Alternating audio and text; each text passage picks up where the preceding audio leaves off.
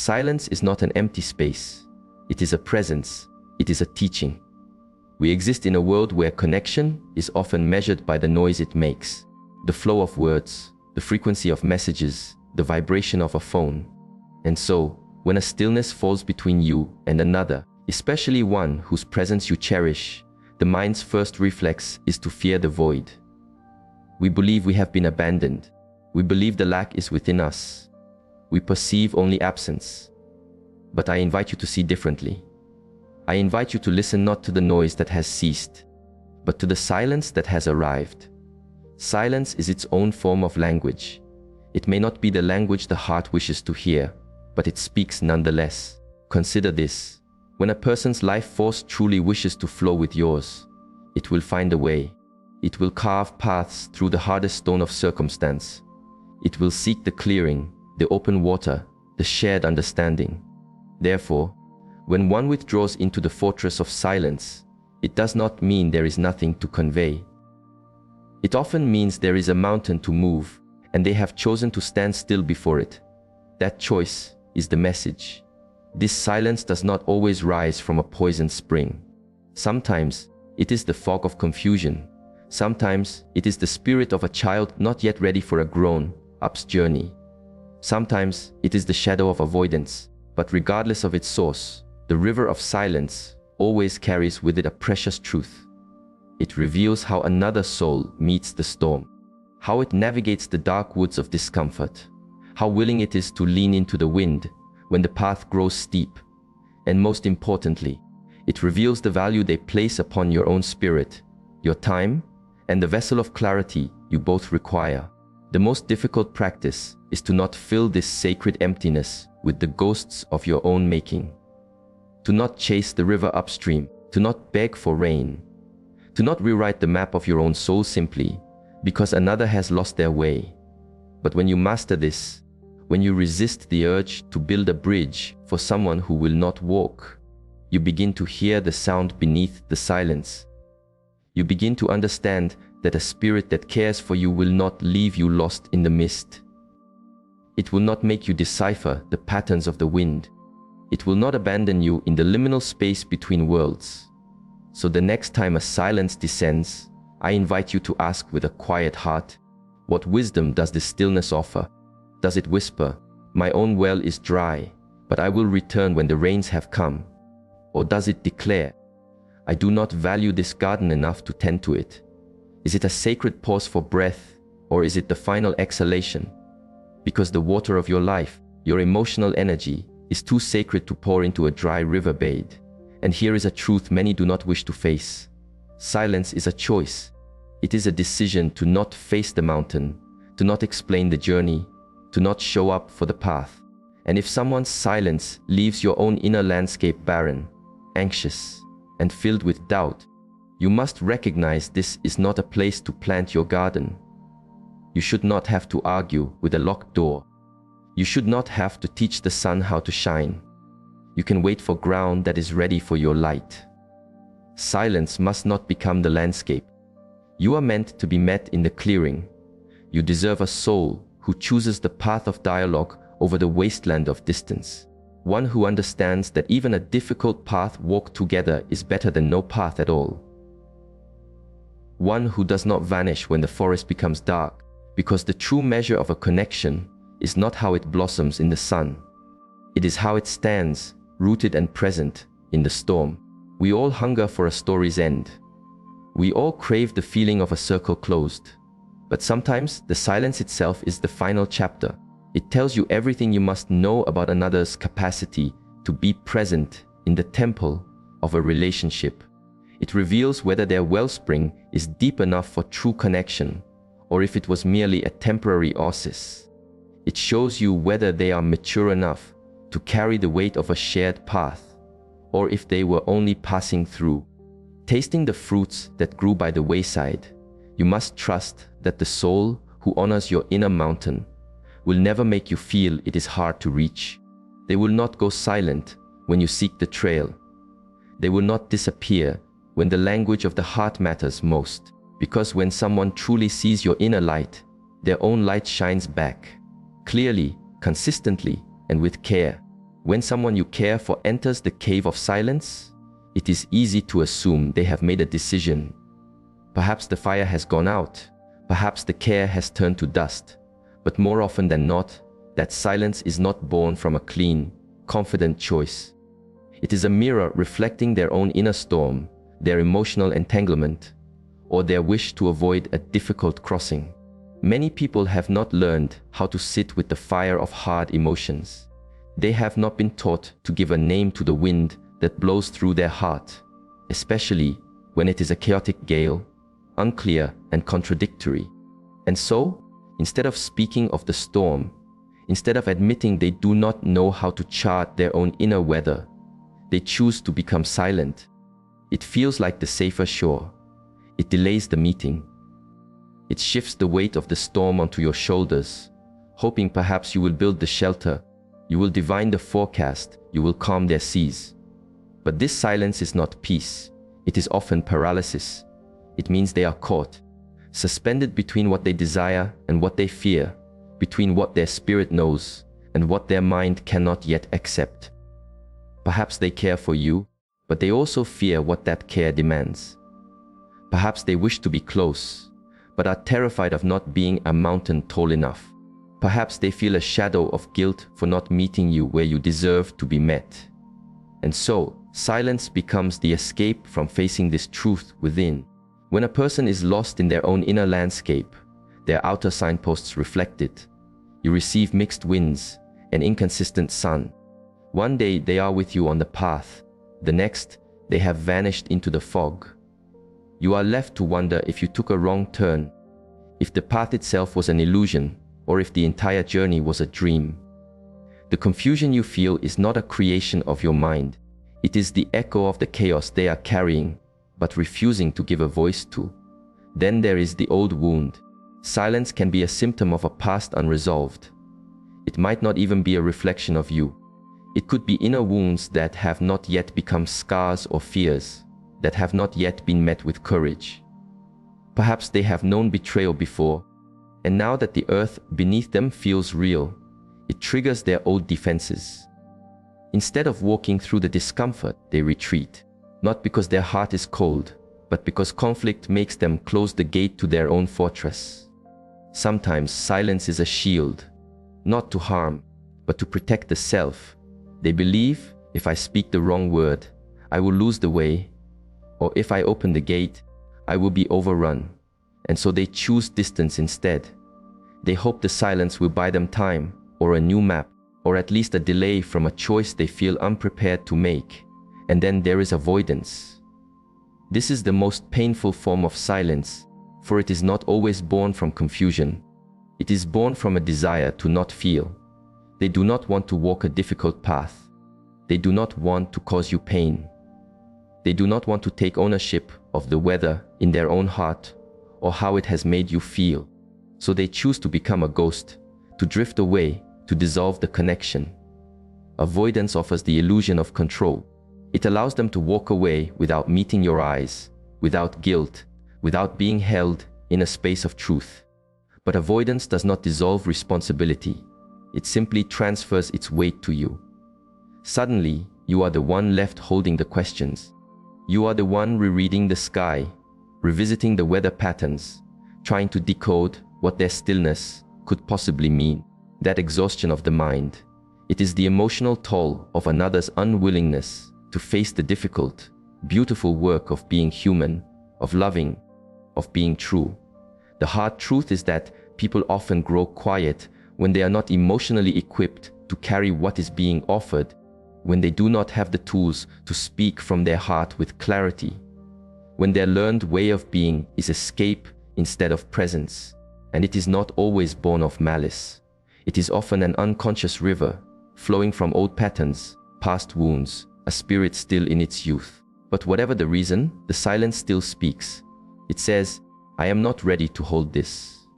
Or, I do not know the words for what I feel. Or, I hope the tide will wash this away on its own. It says there is something unresolved inside them, and instead of unpacking it with you, they have chosen to keep the door locked.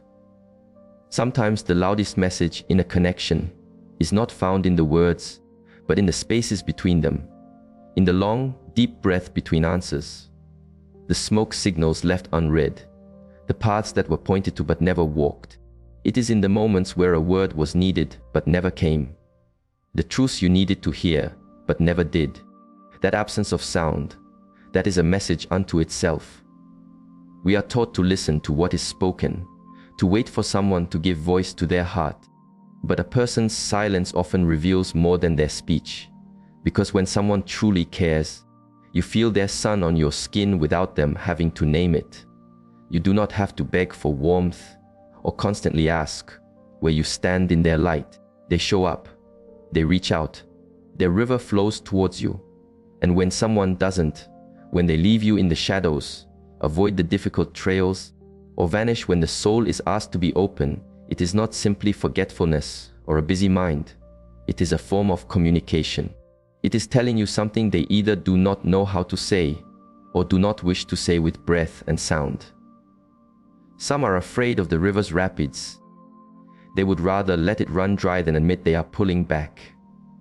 Some are unsure of their own currents, and instead of admitting that uncertainty, they retreat and let you feel the churning chaos. They believe they are sparing you by not being direct, when in reality they are causing a deeper wound with the poison of silence. People often assume that if they do not say a thing, they are not responsible for how it lands in your soul. But that is not true. The things left unsaid, the gaps in honesty, the missing bridges of explanation, the absence of a shared closure, they leave you carrying the weight. You are left trying to build the bridge alone, making sense of a landscape that never came with a map. And that is a tiring journey. Think of how someone meets you when there is a storm on the horizon. Do they speak? Do they lean into the wind with you? Or do they disappear and hope that time will smooth over what honest words should have addressed?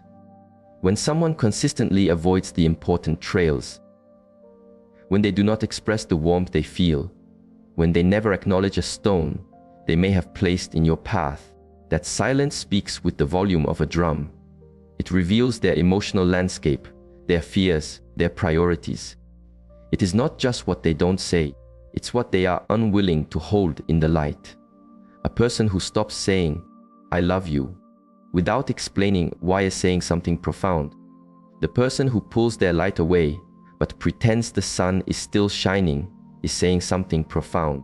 The person who leaves your questions hanging in the air like clouds, who never follows the path, who never asks how your heart is truly weathering the journey. These are not oversights. They are patterns.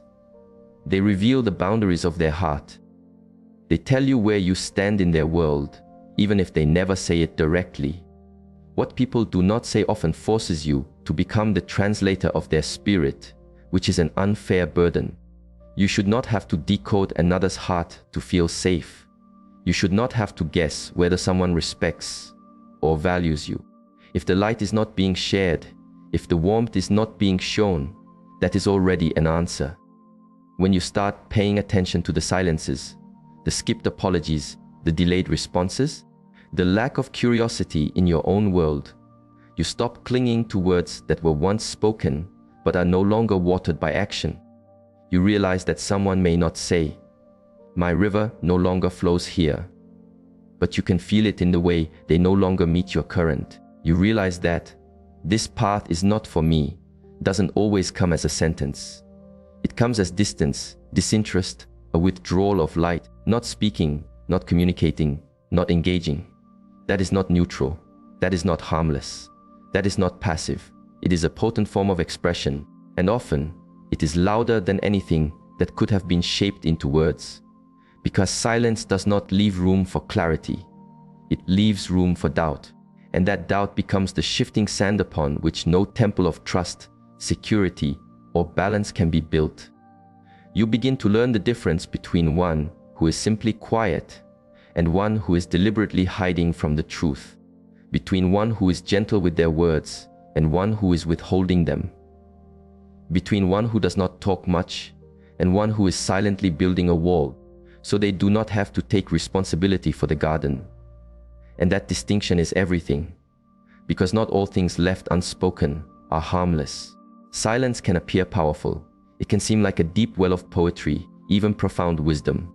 In stories, a long pause or a quiet departure is often painted as meaningful, mysterious, or heavy with unspoken love. We are trained to believe that when someone retreats into silence, it must be because their heart is too full for words. A feeling too noble, too immense, something worth waiting for. But in the flowing river of life, silence is rarely so romantic. More often, it is a muddy, confusing water, full of unanswered questions. And to see it through the lens of a storybook, rather than reality, can be one of painful missteps on our path. There is a tendency to project onto another's silence the emotions we wish they were feeling. You think, he is quiet because he fears losing me, or she is distant because she is overwhelmed by the depth of her care. And perhaps, in the turn of a season, that may be true. But more often, silence is not depth. It is avoidance. It is a hesitation of the spirit, a fear of responsibility, or simply a lack of vital energy. If you are not careful, you will romanticize this neglect as a sign of hidden devotion. It is tempting to believe the silence is profound, because that gives you hope. Hope that the story is not over. Hope that they will return from their journey. Hope that the absence of words does not mean an absence of care. But when you fill another's silence with your own story, you begin to build a version of the connection that exists only in the landscape of your mind. You stop seeing what S is and start clinging to what you wish it to be. Silence can feel like a sacred space, especially when you have shared deep, sunlit moments with someone before. So when the silence comes, it is easy to mistake it as a continuation of that bond, as if a thread still exists that words cannot break. But silence is not always sacred. Sometimes it is just silence. Sometimes it is just avoidance dressed in the robes of mystery. And if you continue to see it as something beautiful, you risk ignoring the very real drought of communication and emotional presence that is happening before you. You must be honest about what this silence is costing your own life force. Are you spending your energy trying to decipher the winds for someone who does not wish to be understood? Are you shrinking your own garden, lowering your need for water, hoping that your patience will somehow inspire them to bring rain? Are you holding on to a ghost who has left simply because they did not announce their departure? Because silence is not always a pause in the story. It is often the final page. Not every story ends with words. Sometimes the path simply fades away. No final marker, no explanation. And when that happens, it brings pain. But it also offers a vital teaching. Someone who does not value your need for a clear path is not someone who can build a true temple with you. You should not have to chase clarity. You should not have to guess if you are still held in reverence. You should not have to pretend that another's silence is some grand, spiritual gesture when it is, in fact, an emotional absence. To read the silence wisely means to ask the hard questions. Is this person quiet because they are in deep contemplation, or because they have disengaged from the journey? Are they giving space because they care, or because their interest has withered and they do not wish to say it?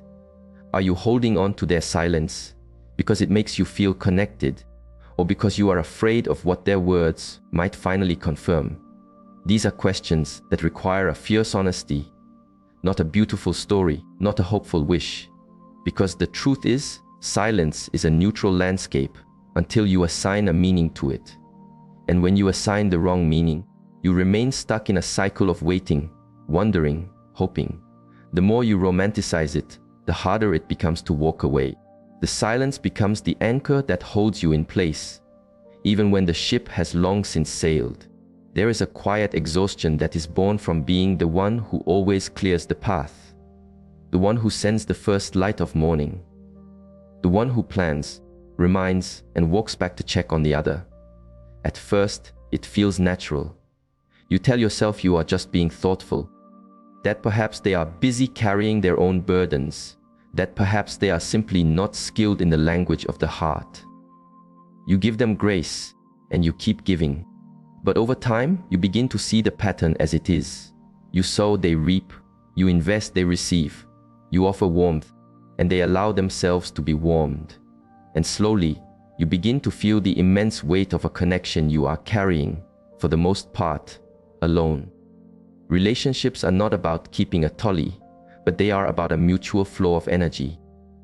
When you are the only one tending the fire, it becomes less about a shared warmth and more about a pursuit. You start to question whether they are truly invested or simply accustomed to being cared for, whether they enjoy your light or just don't mind it, whether they would ever reach for you if you stopped reaching for them. That doubt becomes a quiet shadow in your daily journey. You begin to feel like a visitor in another's life instead of a pillar in it. This one-sided flow chips away at the mountain of your self-worth. It sends a subtle message that your needs are secondary, that your presence is not essential enough to inspire action from them. And while it may not be their intention to cause harm, it still creates a profound imbalance. You begin to make your own spirit smaller, measuring your words, your calls, your energy, because you do not wish to be too much. You overthink your natural instinct to connect, because the energy that returns is always cool, delayed, or inconsistent. There is a difference between someone whose river is naturally slow and one who does not value the water you offer. The first is willing to meet you halfway when you speak of it. The second will continue to let you carry all the water because it benefits them. It keeps the dynamic easy, unchallenged. They do not have to risk the vulnerability of drawing from their own well. They do not have to invest. They just have to receive enough to keep you from walking away. Initiation is a reflection of where the heart is flowing, not always in grand floods, but in small, daily streams. If someone wants you in their life's garden, you will not have to constantly remind them that you exist. They will make space for you. They will check in without being asked. They will remember what makes your own garden grow, not because you demanded it, but because they care enough to pay attention. Effort does not require reminders when a soul is emotionally present. Being the only one to begin also sets a pattern. It teaches the other that they do not need to try. You will always come to them. And that dynamic slowly breeds a quiet resentment, not because you are counting, but because you are human. Every soul wishes to feel chosen. Everyone wants to feel wanted without having to ask for attention or initiate every single moment of connection. There is a moment in every one-sided bond where the silence stops feeling mysterious and starts feeling deafeningly loud. It begins as a space, an unanswered signal, a delay in response, a shift in tone. But as time goes on, that silence begins to gather weight. It stretches, it lingers, and eventually it demands an answer, not from them, but from you. Because when someone stops choosing you through their actions, their silence becomes an invitation for you to finally choose yourself. When someone goes quiet, they leave you alone with your own mind. At first, this solitude can feel like a desolate land. You search for reasons, excuses, for a hidden path. You wonder what changed. You wonder if the flaw was in your own steps. You replay your words, your tone, your timing. You try to mend a vessel you did not break, just to restore a sense of control. Because if you can understand the silence, perhaps you will not feel so rejected by it. But the truth is, not all silences are puzzles to be solved. Some are alarms intended to wake you up, to show you where your life force is flowing and how little is flowing back, to illuminate the imbalance you have been tolerating in the name of hope. Silence strips away the illusions. It forces you to stop listening to the stories you wish to hear and start observing what is actually present. And in that observation, there is power, because silence doesn't just create distance, it creates a profound clarity.